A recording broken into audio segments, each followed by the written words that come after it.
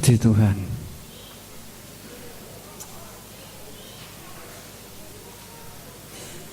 Saya sampai kehilangan kata-kata.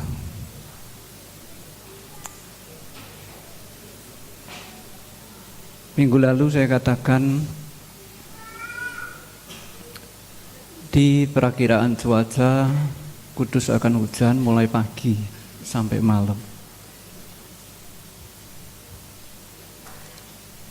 Dan saya berkata, Tuhan, iman saya enggak cukup untuk menghentikan hujan.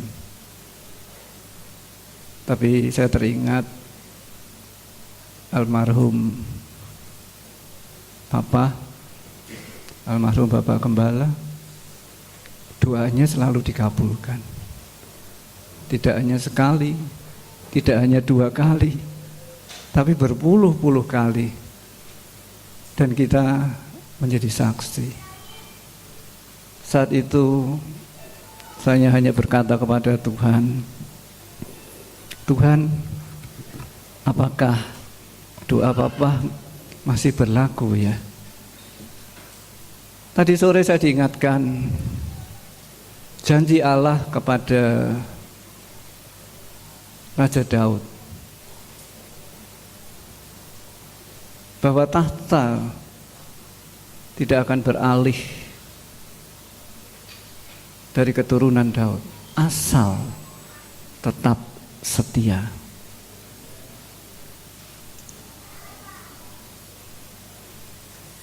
Dari situ saya merasa Tuhan ini yang menjadi dasar untuk saya berharap kepada Tuhan, dan Tuhan kabulkan. Ya, puji Tuhan. Ada banyak hal yang Tuhan sudah nyatakan untuk Natal kita malam ini. Dari sejak tim kerja dibentuk dan kemudian tema Natal diberikan oleh Tuhan, ya tentu melalui pergumulan, dan itu juga tidak mudah, sehingga mengkerucut pada sebuah tema. Tuhan atau Allah hadir bersemayam di tengah umatnya. Sebuah kalimat yang pendek yang mungkin akan sekilas akan mudah dicerna, tetapi sungguh itu suatu tema yang besar dan tidak mudah. Ya. Ada perbedaan jelas antara Allah hadir dan bersemayam. Allah karena kekuasaannya, kemahakuasaannya, memungkinkan dia hadir di mana-mana tempat. Omnipresent.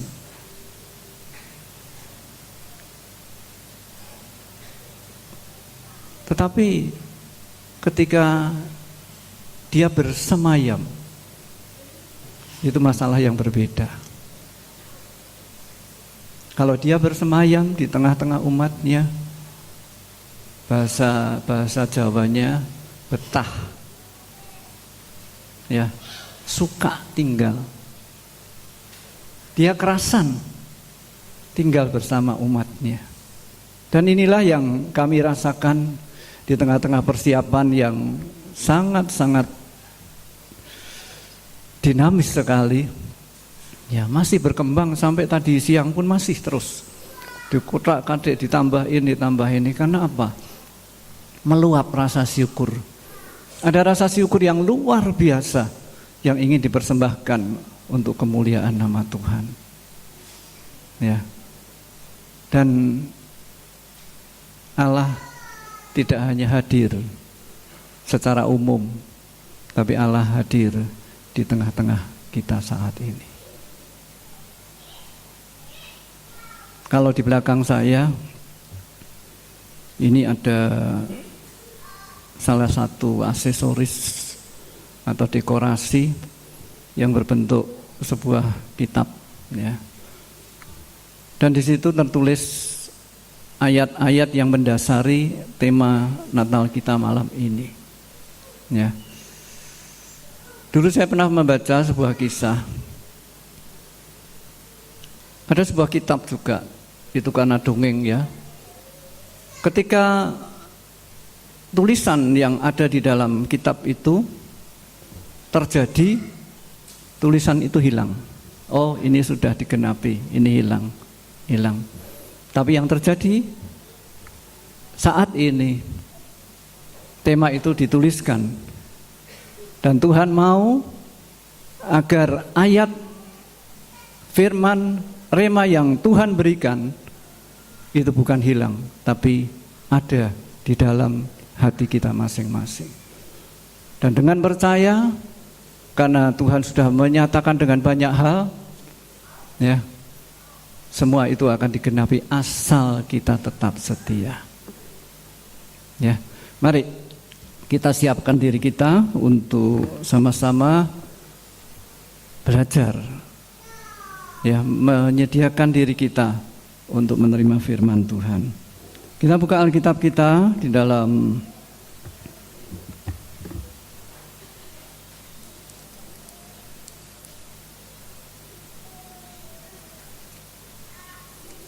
saya lupa belum mengucapkan selamat Natal ya.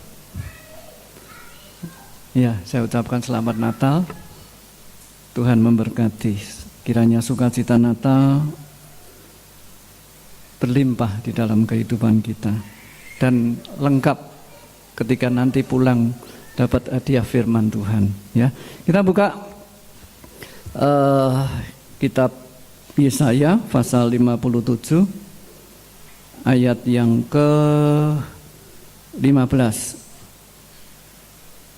Ya, sesuai yang tertulis di sini. Mari kita bangkit berdiri, kita akan sama-sama baca firman Tuhan. Yesaya pasal yang ke-57 ayat yang ke-15. Sebab beginilah firman yang maha tinggi dan yang maha mulia, yang bersemayam untuk selamanya dan yang maha kudus namanya. Aku bersemayam di tempat tinggi dan di tempat kudus. Tetapi juga bersama-sama orang yang remuk dan rendah hati untuk menghidupkan semangat orang-orang yang rendah hati dan untuk menghidupkan hati orang-orang yang remuk. Terima kasih, silakan duduk. Pada ayat yang sudah kita baca, Allah menyatakan dirinya dalam 3 hal pokok yang cukup penting. Dikatakan yang maha tinggi, yang maha mulia, dan yang maha kudus. Dan sekaligus ditunjukkan bahwa dia bersemayam di tempat maha tinggi dan di tempat kudusnya. Kemudian di bagian yang terakhir dikatakan bahwa dia juga tinggal di dalam hati orang yang memiliki karakter kerendahan hati dan yang remuk hati. Ya. Memang kata-kata ini tampaknya seringkali dipakai atau seringkali diungkapkan. Ya. Seringkali disinggung, seringkali rendah hati. Orang Kristen harus rendah hati. Orang Kristen kalau menerima Tuhan harus dengan remuk hati. Ya, hati yang hancur. Tetapi seringkali ini tidak sampai pada kedalaman maksud yang dimaksud pada ayat ini. Ya. Kenapa ini penting? Berita Natal juga mensyaratkan ya, hal yang khusus bagi orang-orang yang siap untuk menerima kabar sukacita itu. Ya, kita baca di dalam Injil Lukas pasal yang kedua.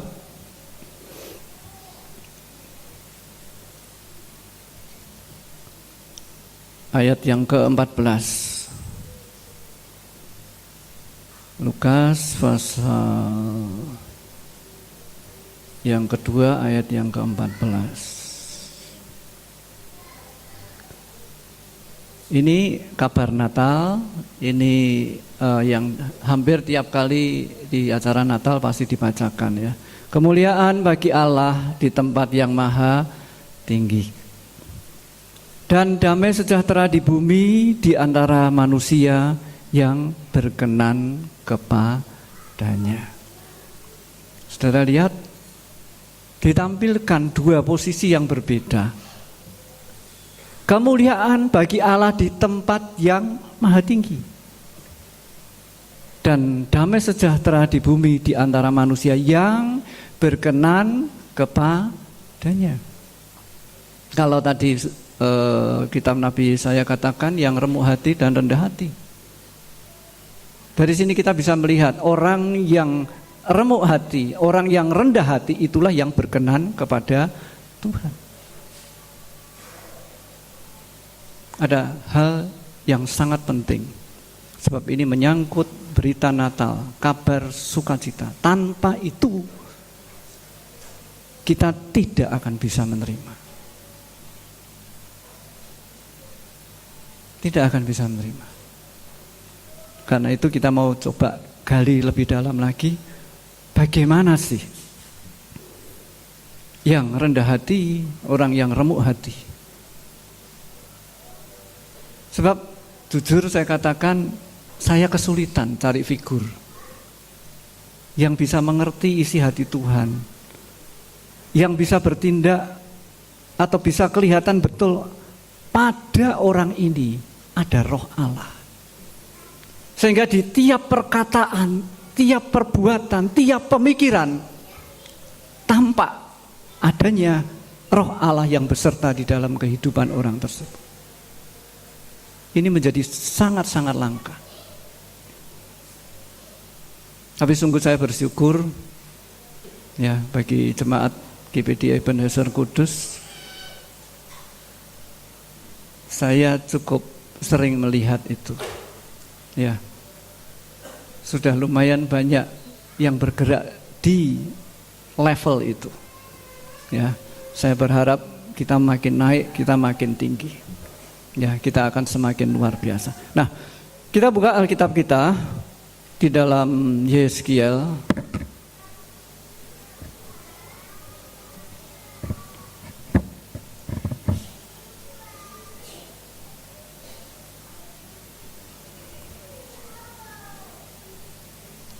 Pasal 36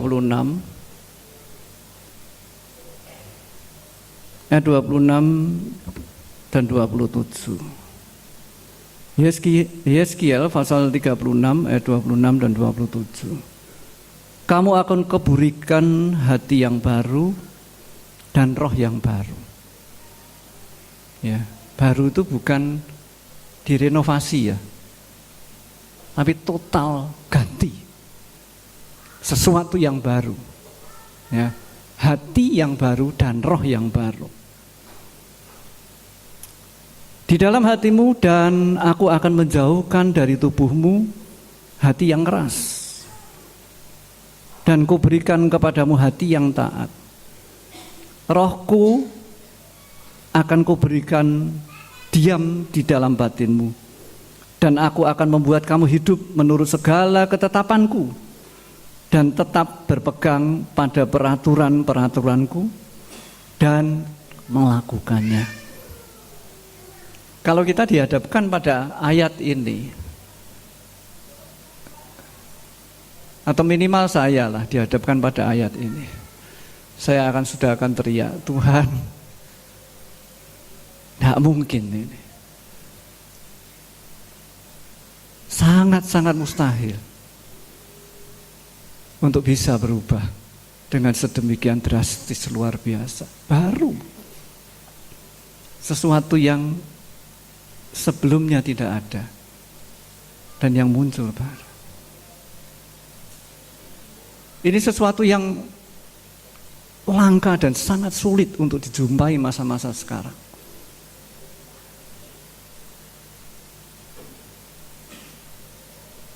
saya seringkali memperhatikan, terutama para orang tua, ya, tokoh-tokoh rohani, ya, yang cukup tua, ya. Di situ saya temukan langkah-langkah ajaib, kalau saya boleh bilang. Di mana ketika beliau ini mengambil langkah, seringkali saya tidak mengerti. Kenapa kok bisa begini? Satu contoh begini. Satu saat saya ketemu dengan seorang teman, dan teman saya ini baru saja mengadopsi seorang anak, ya. Dan legal, semua masalah legalnya, perjanjian dan segala macam itu sah secara hukum. Saya pulang karena kejadian itu di Semarang, saya pulang. Saya ngomong ke papa, tadi ada kejadian begini-begini. Bahwa teman saya mengadopsi seorang anak karena orang tuanya tidak mampu, sehingga anak ini akan terlantar nanti. Waktu itu papa cuma diam saja. Sekian lama, terus tiba-tiba bilang, papa kok enggak setuju ya? Kaget saya. Kenapa kok bisa begitu, Pak?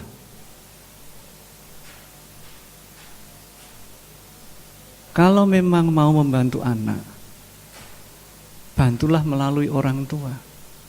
Sebab anak itu adalah tanggung jawab orang tua. Saya kaget. Sebab apa? Dunia biasa terjadi semacam begitu. Dan Alkitab menjawab ketika ada masalah hak tebus pada kisah siapa itu yang menyangkut Boas itu loh, ya, bahwa ada yang lebih layak untuk menebus. Dari situ saya mulai mengerti pemikiran-pemikiran yang entah disadari atau tidak, ya, apakah itu tepat sesuai dengan firman Tuhan atau tidak.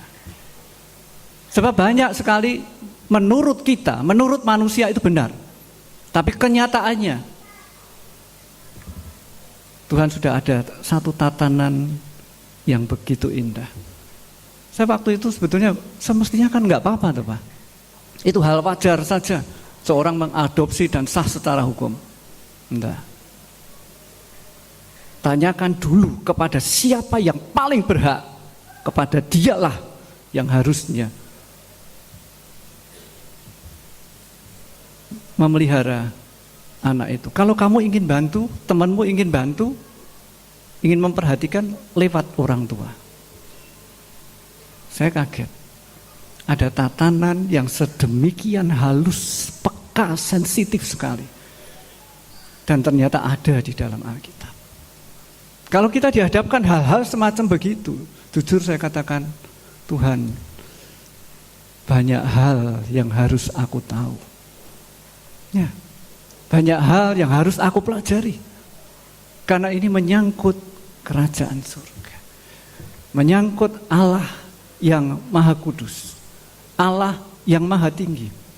Allah yang maha mulia. Jadi enggak bisa sembarangan. Ada tatanan-tatanan yang begitu rapi. Tatanan yang begitu penuh dengan wibawa, kewibawaan Tuhan. Ini yang sulit ditemui sekarang ini. Dan kalau malam ini tema dengan jelas katakan Allah hadir. Kalau boleh saya sisipkan, Dia mau bersemayam di tengah-tengah kita. Dan itu terbukti. Banyak jemaat yang ikut bersama-sama mempersiapkan Natal ini merasakan betul. Sampai tadi siang, rasanya tanggal 24 itu kalau kita tidak sibuk di gereja, rasanya kok tidak pas ya. Ya, sudah selesai, sudah tampak bagus. Apa ya yang masih kurang ya? Terus pengen ada sesuatu yang pengen berlimpah terus. Nah, kita buka Alkitab kita. Di dalam Kisah Para Rasul, pasal yang ke-13.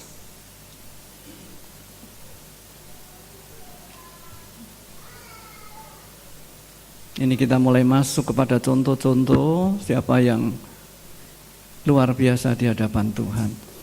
Kisah Para Rasul pasal 13 ayat 22. Bagian B. Tentang Daud, Allah telah menyatakan, aku telah mendapat Daud bin Isai, seorang yang berkenan di hatiku dan yang melakukan segala kehendakku. Coba, mungkin saudara, bukan mungkin lagi, pasti saudara akan berkata, aduh KO saya kalau dihadapkan begini. Segala sesuatu yang Tuhan kehendaki dilakukan. Dan kalau saya boleh katakan, ini adalah syarat untuk menjadi warga kerajaan Allah. Dia tahu kehendak apa, dia tahu pikiran dan perasaan Allah, dia lakukan itu. Tidak mudah. Kemudian kita baca lagi di dalam 1 Samuel pasal 3.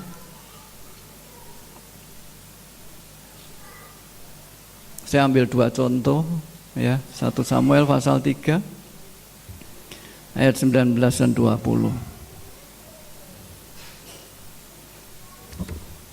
Dan ayat 19 dan 20. Dan Samuel makin besar dan Tuhan menyertai dia, dan tidak ada satupun dari firman-Nya itu dibiarkannya gugur. Maka taulah seluruh Israel dari Dan sampai Beersheba bahwa kepada Samuel telah dipercayakan jabatan Nabi Tuhan. Tidak satupun firman-Nya dibiarkannya. Saudara perhatikannya huruf besar. Ini satu kehidupan yang terus melekat kepada Tuhan dari waktu ke waktu, sehingga dia mengalami Allah turut bekerja di dalam kehidupannya, dan setiap firman Tuhan pasti akan digenapi. Ya, kita bersyukur Natal ini menjadi ajang demonstrasi penyataan Allah, anugerah Allah, kasih Allah yang sedemikian luar biasa. Saya kadang tidak, sulit sekali ya untuk mendalami, untuk menilai betapa besarnya kasih Allah. Kalau sampai malam ini hujan tidak turun sedikit pun, dari pagi sampai ini kita beribadah, ini luar biasa. Ini luar biasa. Dia hadir, saat ini hadir. Pasti Tuhan hadir. Tapi yang jadi masalah, bersemayamkah Dia di dalam kehidupan kita? Ketika saya menyadari betapa ada jarak yang jauh antara kehadiran Tuhan dan keberkenanan untuk Dia bersemayam di dalam kehidupan seseorang, ada jarak yang sedemikian jauh, luar biasa. Saya berkata kepada Tuhan, Tuhan, Engkau begitu nyata di tengah-tengah kami. Dengan segala perkara yang Tuhan lakukan di tengah-tengah kami. Tapi ternyata itu belum cukup. Dia ingin bersemayam, makin lama dia makin kuat. Dia makin lama makin berdaulat atas kehidupan kita. Saya merasakan betul Tuhan, ini perkara yang sangat-sangat sulit. Tapi ketika saya menyerah kepada Tuhan, Tuhan, tolonglah kami. mampukan kami. Saat itu saya bertanya sama Tuhan, Tuhan bagaimana ini? Bagaimana ini? Agar kami berhasil tidak hanya merasakan kegenapan demi kegenapan janji Tuhan, tapi dia betul-betul bersemayam. Sehingga Tuhan berkata, aku sudah menemukan seseorang yang berkenan kepadaku, yang melakukan setiap kehendakku. Dan aku juga sudah menemukan seseorang yang setiap firman tidak pernah gugur, terus terpelihara, terus tergenapi dari waktu ke waktu. Mungkin kita akan berkata, Tuhan, saat ini kan sudah lumrah, keadaan dunia memang semakin gelap. Ya, anak-anak Tuhan sulit dong untuk bisa tetap berdiri tegap, ya. Tapi tidak ada opsi yang lain. Kita harus contoh-contoh Alkitab dengan tegas katakan seluruhnya, segenapnya harus sesuai dengan firman Tuhan. Saya sampai, Tuhan bagaimana ini? Ya. Dan saat itu, ini kemarin sore kalau tidak salah. Kemarin sore Tuhan kasih lagu lama, tiba-tiba ingatkan sebuah lagu. Coba tuh.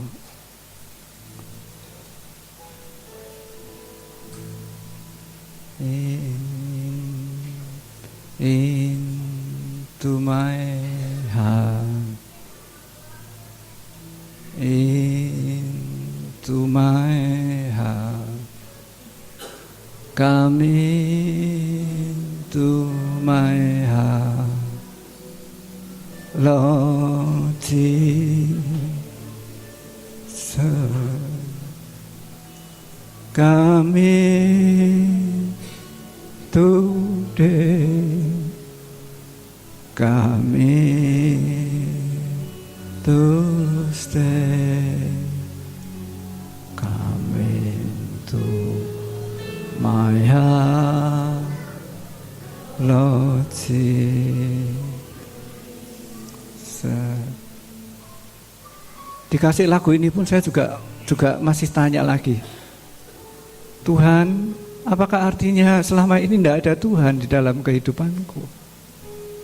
Padahal Tuhan genapi dengan berbagai macam peristiwa. Sampai detik ini hujan tidak turun.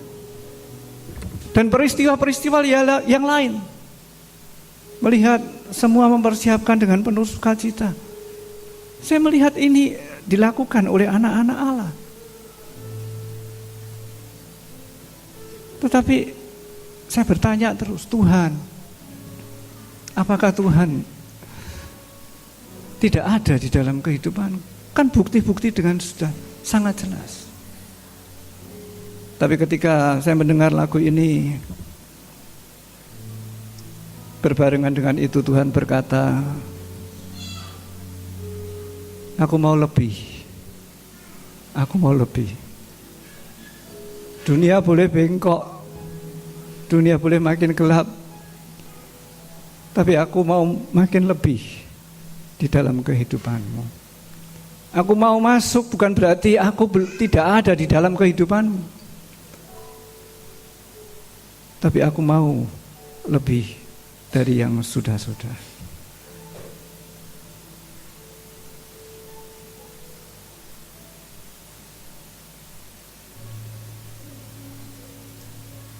Saat itu saya cuma bisa menangis di hadapan Tuhan. Tuhan, mampukan aku.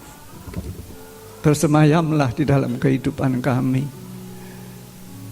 Kalau Engkau sudah pimpin kami sampai saat ini, Ebenezer, pimpin kami terus. Jujur saya katakan saya ngeri. Ya, saya ngeri, betul. Karena kekacauan tidak hanya melanda secara umum umat manusia, tetapi juga melanda di kalangan para rohaniawan. Ya. terbawa oleh nafsu yang sedemikian membelenggu. Jujur saya katakan, saya masih terlalu muda untuk masuk di kalangan rohaniawan. Saya dilantik belum lama, belum genap 2 tahun. Jujur saya katakan takut dengan apa yang terpampang di depan mata seperti ini.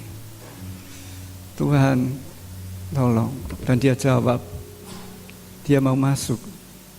Aku mau masuk dalam hatimu. Dan aku mau berkarya lebih.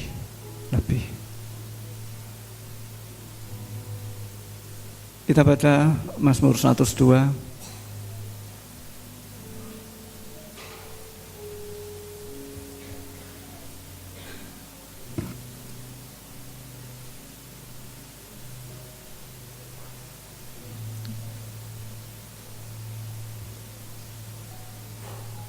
Ayat 13 dan 14. Mazmur 102 ayat 13 dan 14. Ayat tema yang terpampang di sebelah kanan saya. Ya. Tetapi Engkau ya Tuhan bersemayam untuk selama-lamanya. Perhatikan kata selama-lamanya. Dan namamu tetap turun-temurun. Engkau sendiri akan bangun, akan menyayangi Sion, sebab sudah waktunya untuk mengasihaninya. Sudah tiba saatnya. Kita sebagai umat-umat Allah, Israel perjanjian baru, Israel rohani, Tuhan katakan dia mau bersemayam, bukan hanya untuk hari ini, tetapi selama-lamanya. Dia masuk dalam hati kita, datang sekarang dan datang tinggal di dalam kehidupan kita semua. Bersemayamlah Tuhan di hidup kita semua, ya. Kita nyanyikan lagu tadi, versi Inggrisnya, ya. Sambil kita berkata kepada Tuhan, Tuhan koreksi saya, koreksi kami. Apakah betul Tuhan sudah hadir di dalam kehidupan kita semua? Into my heart, come into my heart, come into my heart, Lord Jesus,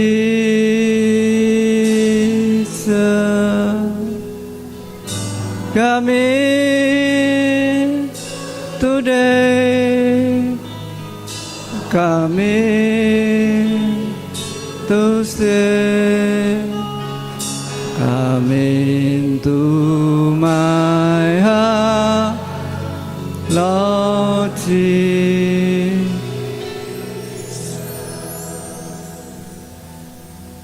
Ada berbagai macam kehadiran Tuhan di dalam kehidupan umat manusia. Kalau kita adalah anak, dia hadir sebagai Bapa. Kalau kita adalah domba, dia hadir sebagai gembala. Kalau kita adalah murid, dia adalah guru. Kalau kita adalah orang yang sakit, dia adalah tabib di atas segala tabib. Tetapi seluruh ayat yang tadi disampaikan, ketika itu dikatakan dia akan bersemayam selama-lamanya, itu menunjuk kehadiran Tuhan sebagai Raja di atas segala raja.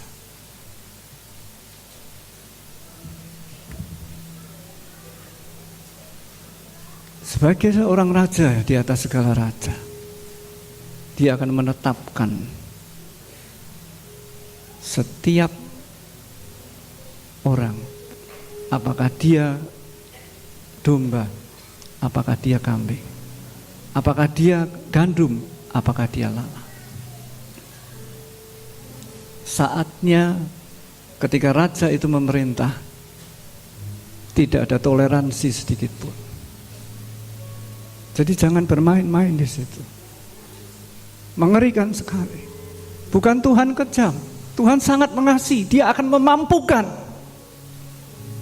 bahkan hati yang remuk, hati yang hancur, Dia akan hidupkan. Pasti akan terjadi perubahan yang besar.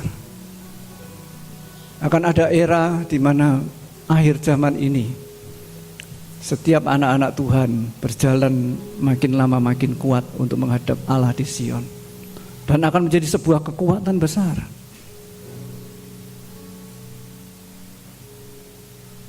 Dan akan sangat berisiko ketika kita tetap bercokol,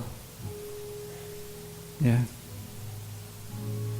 dengan keakuan kita, dengan ambisi kita yang sulit sekali dikendalikan. Saya percaya melalui apa yang sudah Tuhan berikan tema Natal kita malam ini, Dia bersemayam di tengah-tengah kita. Apapun kondisi saudara, ya, siapkan untuk menyambut Dia menjadi Raja di atas segala